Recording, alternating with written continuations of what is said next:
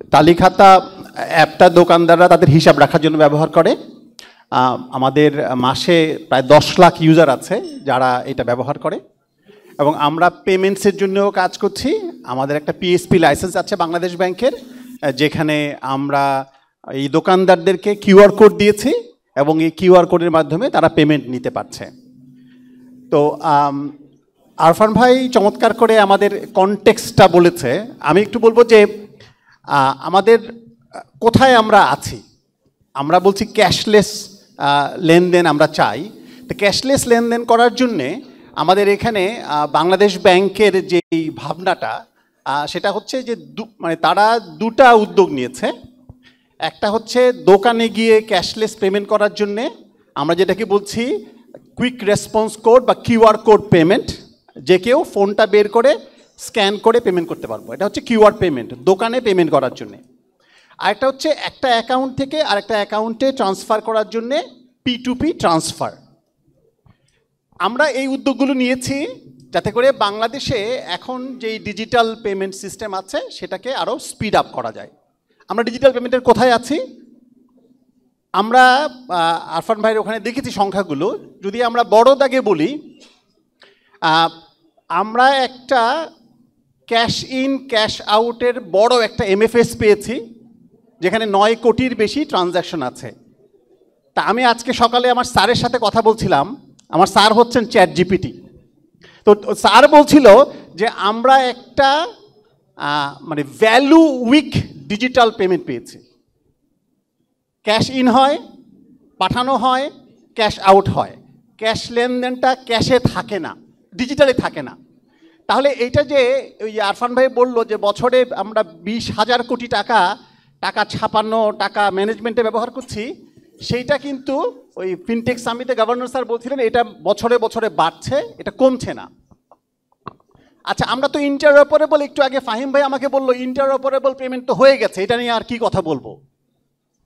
আসলে interoperable payment আমরা একেবারে শুরুতে আছি, 100-র মধ্যে একে আছি। 100-র মধ্যে আমরা একে আছি। আমরা কিন্তু একমাত্র না।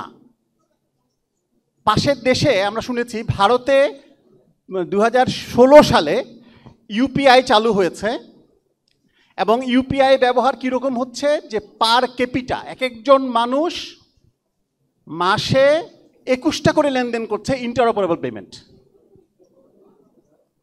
পাকিস্তানে চালু হয়েছে রাস্ট সিস্টেম, একটা কম্প্রিহেন্সিভ সিস্টেম, যেটা 22 সালে চালু হয়েছে P2P, আর 23 সালে চালু হয়েছে কিউআর পেমেন্ট।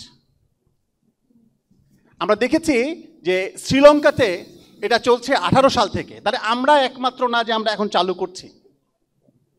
তবে আমাদের কিন্তু 2020-তে বাংলাদেশ ব্যাংক অক্টোবর মাসে এই P2P লেনদেন চালু করেছিল NPSBর মাধ্যমে। বাংলাদেশ ব্যাংকে ধন্যবাদ। কিন্তু আমরা তখনকার রাজনৈতিক প্রেক্ষাপটে কেউ এটা পছন্দ করেনি, বন্ধ করা হয়েছে। তাহলে আমরা একটা আজব দেশ, যেখানে একটা ভালো জিনিস চালু হয়, ফোন করে বন্ধ করা হয়।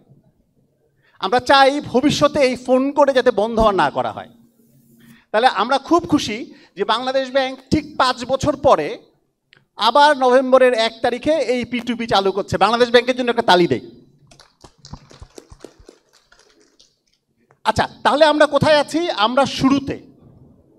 ভারতে যেটা 16 সালে হয়েছে, আমরা এখন সেই জায়গায় আছি।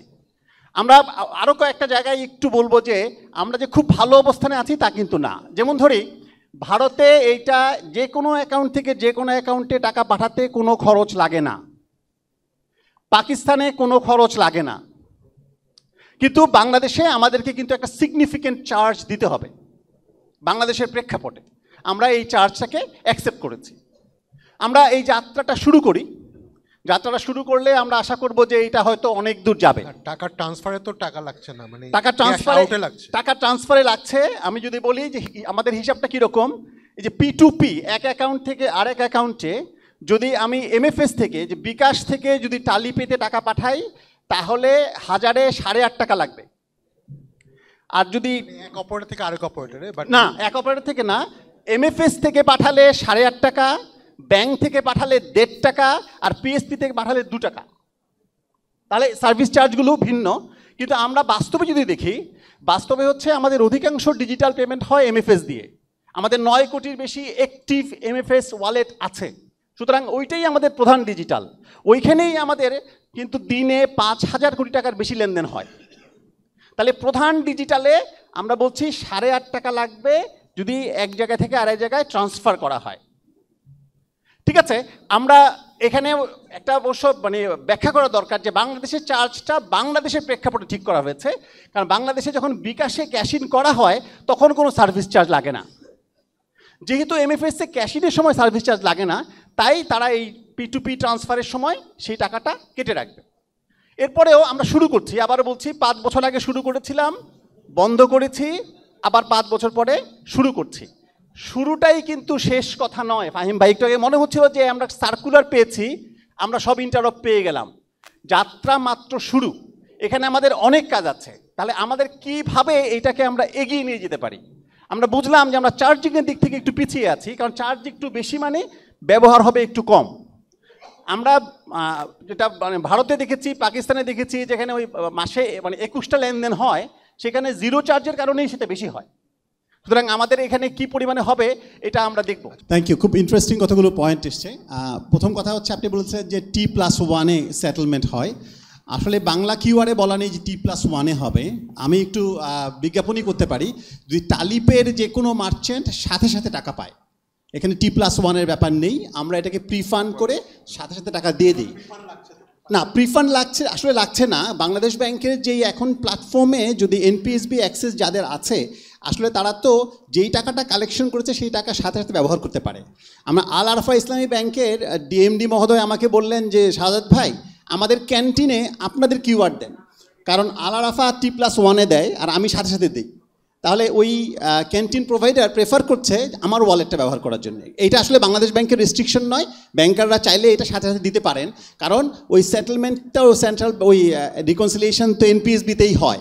আচ্ছা, আরেকটা পয়েন্ট হচ্ছে ট্রাস্টের ব্যাপার এসছে, এবং কিছু পয়েন্ট এসছে যে আমরা যদি বলি যে আসলে একটা সার্কুলার দিলাম, টেকনিক্যাল প্ল্যাটফর্মটা রেডি। আমি যখন বললাম 1% রেডি, 1% হচ্ছে ওই জায়গায়, আর বাকি জায়গাটায় আমাদের কাজ করতে হবে। আমাদেরকে সবাইকে বোঝাতে হবে। ফাহিম ভাই যেটা বললো যে 4 বার ট্রাই করলাম, 3 বার কাজ করে না। It has to work all the time. বাজারে যেই কটা কিউআর কোড আছে প্রোপ্রাইটরি, সব সরিয়ে সব বাংলা কিউআর করতেই হবে। তাহলে সেন্ট্রাল ব্যাংকের আরও কিছু কাজ আমাদের দাবি আছে। দাবি হচ্ছে যে মানে রাশেদ ভাই চমৎকার একটা কথা বলেছে, সমস্ত ব্যাংক এবং ওয়ালেট ইউজারদেরকে আমরা একটা কিউআর কোড দেব, যেটা আমরা অলরেডি দরখাস্ত করেছি সেন্ট্রাল ব্যাংকে।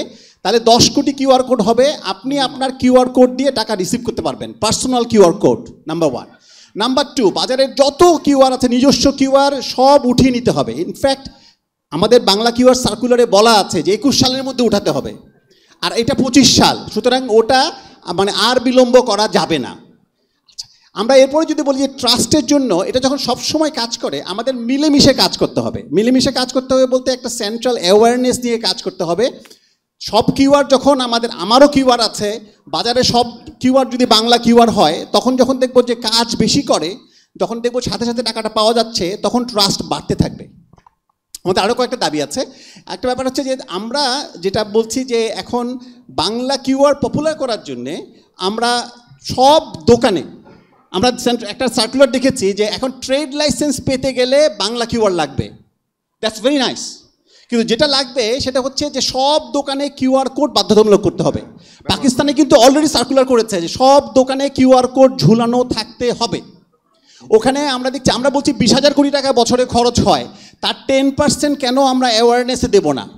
পাকিস্তানে কিন্তু ওরা মানে 350 কোটি রুপি অ্যালোকেট করেছে টু গিভ ইনসেন্টিভস। আমরা ভারতে দেখেছি তারা কিন্তু ওই সপ্তাহে লটারি করে যে কাস্টমার তাকেও টেলিভিশন প্রাইজ দেয়, যে দোকানদার তাকে ফ্রিজ প্রাইজ দেয়। তা আমাদের এরকম ইনসেন্টিভ প্রোগ্রাম যদি বাড়াই, যদি বিটিভিতে বিজ্ঞাপন দেখায় যে সরকার এটা চাচ্ছে, তাহলে আমাদের একটা জেনারেল অ্যাওয়ারনেস তৈরি হবে। আমাদের যে আরও দুটা ব্যাপার বলা যেতে পারে, বাংলাদেশ যত ইউটিলিটি বিল ছাপা হয় সব জায়গায় কিউআর কোড থাকতে হবে, যাতে করে আমি স্ক্যান করেই পেমেন্ট করতে পারি। আর এখানে আমাদের ওই যে লজিস্টিক ই কোরিয়ারের ভাই আছেন, যত কিউআরের প্যাকেজ আছে, যত লজিস্টিক প্যাকেজ, যত ই কমার্সের প্যাকেজ, ওখানে কিউআর কোড থাকতে হবে।